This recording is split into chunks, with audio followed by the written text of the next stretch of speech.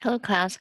I hope you have been enjoying your sharing on your food label, your diet, and also your weight losing programs. Um, and good job on analyzing your daily sodium intake and sugar intake. I see that most of you have been eating pretty healthy, as I don't see a lot of people who have been eating over the amount of daily recommended sodium and sugar intake. So good job and keep up with the good work. And so we have been sharing on the topic of diet and also our weight losing. And today we're moving on to the topic of physical activity for health. So what is physical activity? And what is exercise? How is it different from exercise? Physical activity is concerned with activities that require any type of movement. Okay, so the benefits of physical activities increases as our level of physical activity increases up to a certain point. Those benefits are not just on improving us physically, physiologically, but they also improve us at a molecular level, such as it reduces the amount of lipoprotein and low density lipoprotein, which is the bad cholesterol in our blood. It also improves us in cognitive functions, psychologically, and also emotionally. So we may do physical activity for fun, for different purposes, for looking good, and in general, physically active people are healthier than those who are inactive. And those who do moderate to higher level of physical activity usually live longer than people who are inactive. So those are the benefits of physical activity. Um, for exercise is more structured and planned physical activity, which works towards a goal to improve physical of certain kind of fitness. So those kinds of improvement in functions can be on a cardiorespiratory function, can be on our skeletal system and muscular system, as well as our immune system. Okay, so sedentary lifestyle is associated with about 1/3 of leading chronic diseases such as cancer, heart disease, diabetes, as well as high blood pressure and obesity. So, in general, physically active people live longer compared to inactive people. So, then there are different types of physical fitness. One type is health related fitness, it is the ability to perform daily living activities and other activities with vigor. So there are four main components of health-related fitness. The first one is cardiorespiratory fitness, and then there are musculoskeletal fitness, body composition, and flexibility. So the first one is cardiorespiratory fitness. It is the ability of the heart and lungs, as well as your blood vessels, to efficiently deliver oxygen and nutrients to the body's muscles and cells via the bloodstreams. Okay, so when your cardiorespiratory fitness improves, your ability to extract oxygen from blood and also nutrients from blood increases. And your heart can also pump blood to your different body parts um, more with each heartbeat. And after exercise, your ability to return to your resting heart rate increases as well. So with muscular fitness, there are two components. The first one is muscular strength. It is the ability or the capacity of your muscle to exert force against a resistance. And then the second one is muscular endurance. It is the capacity of a muscle to exert force repeatedly over a period of time. So when we do muscular training, usually we're lifting weight or we're using our body weight as a resistance that our muscle contract against. So those physical training, which improves our muscular fitness, are called resistance or strength training. So how do we quantify the intensity of strength training? So when you are lifting a weight with maximum effort for 6 to 8 repetitions in one go, in one set, which means that you're doing 6 to 8 repetition maximums. And the focus of this exercise bout is to increase your muscular strength.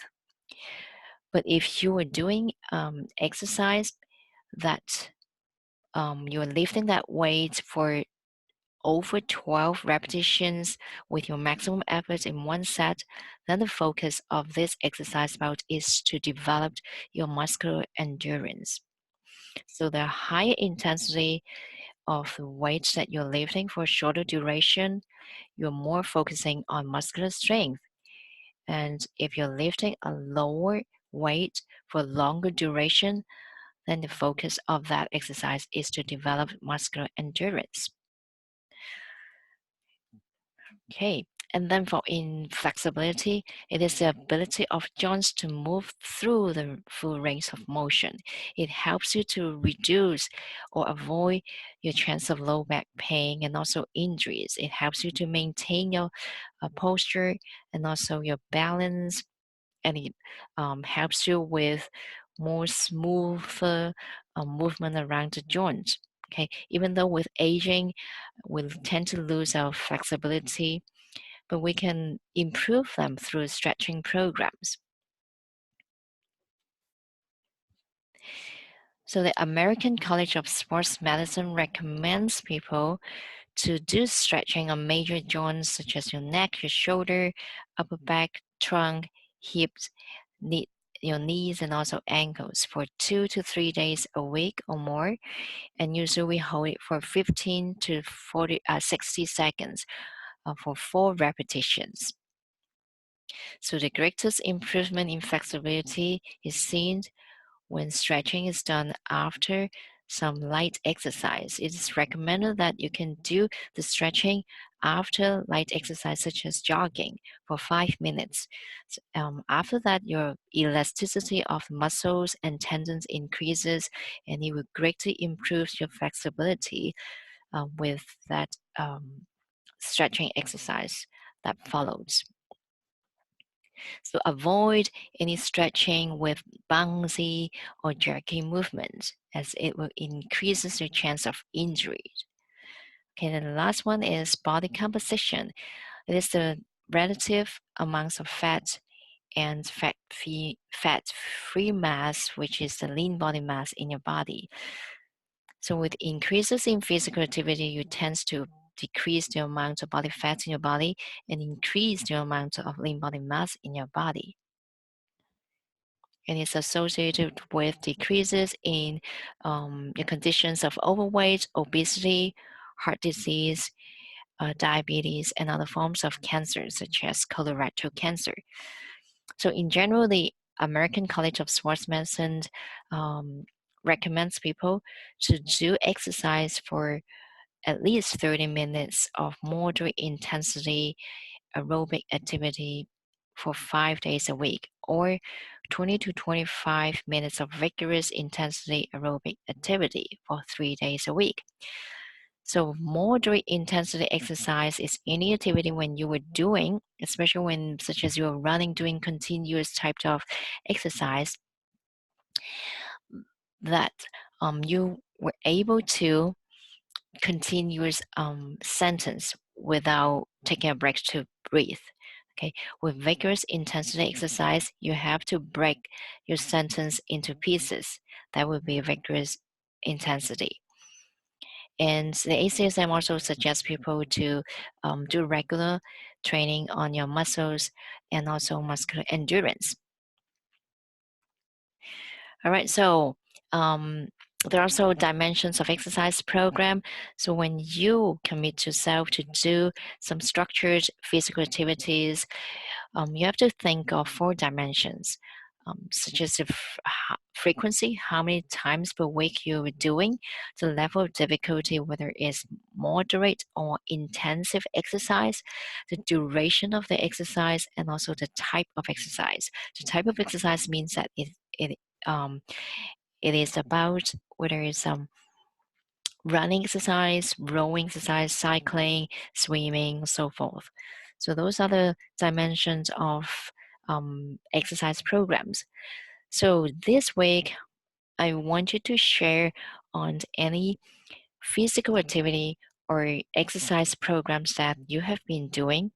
Um, if you can share with us on these feet components, cardiorespiratory um, uh, exercise, and then tell us your goal, um, and whether it was a success or not, and how was your experience, and also share if there are other types of exercise such as strength training or resistance training, the weight that you did, how long did it last, and also your response to it based on your physical response, emotional, cognitive functions, your mental, spiritual, and social wellness. So I hope to hear from all of you. You can post your videos, your any photos that you have taken during your exercise. And I hope that it will be fun for you to share. And I look forward to hearing all your sharing.